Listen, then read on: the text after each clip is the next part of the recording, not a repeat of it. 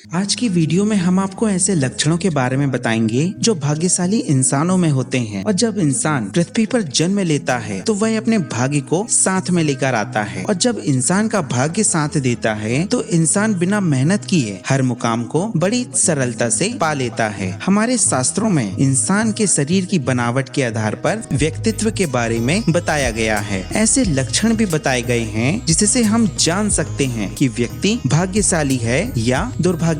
यदि आपके शरीर में ऐसे कोई लक्षण या निशान मौजूद हैं, तो आप जान सकते हैं कि भाग्य आपका साथ दे रहा है कि नहीं। हमने कई बार देखा है कि कुछ लोगों के पैरों की अंगुलियां और अंगूठे एक समान होते हैं, लेकिन बहुत से लोग ऐसे भी होते हैं कि जिनके पैरों की अंगुलियां आड़ी टेढ़ी होती हैं। कुछ लोगों के पैरों की अंगुलियां अंगूठे से बड़ी तो कभी पैरों का अंगूठा बाकी अंगुलियों से बड़ा होता है। तो उन अंगुलियों का पैरों के अंगूठे से बड़ा या छोटा होने के कारण इनका बहुत अलग अलग महत्व होता है। शास्त्रों में यह कहा गया है कि हमारे शरीर में मौजूद अंग हमारे बारे में बहुत कुछ बता देते हैं। किसी भी व्यक्ति के अंगों को देखकर उसका व्यक्तित्व या उसका स्वभाव कैसा हो सकता है, यह सब कुछ आप लोग जान सकते हैं। साथ ही उस व्यक्ति के आचार विचार और कार्यक्षेत्र के बारे में भी आसानी से पता लगाया जा सकता है। तो हम जानते हैं कि पैरों की लंबी उंगली का रहस्य, जिसे सुनकर आप सब हैरान हो जाएंगे। तो